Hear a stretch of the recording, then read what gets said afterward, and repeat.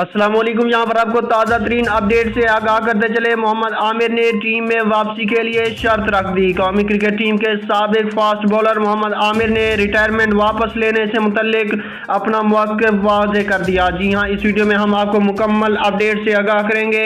इससे पहले कि अगर आप हमारे चैनल पर नए हैं तो हमारे चैनल को सब्सक्राइब कर दें और साथ दिए गए बेल आइकन को भी प्रेस कर दें ताकि हर नई आने वाली वीडियो आप तक बआसानी पहुँचती रहे। जी हाँ, आपको बताते चले वर्चुअल प्रेस कॉन्फ्रेंस के दौरान इन्होंने बताया कि पाकिस्तान क्रिकेट बोर्ड की इंतजामिया जब तक मुझसे रब्ता नहीं करे मैं टीम में वापस नहीं आऊँगा। इन्होंने बताया कि पीसीबी के साबिक चेयरमैन और इंतजामिया का मेरे साथ रब्ता था, लेकिन नए चेयरमैन ने अब तक मुझसे किसी किस्म का कोई रब्ता नहीं किया है।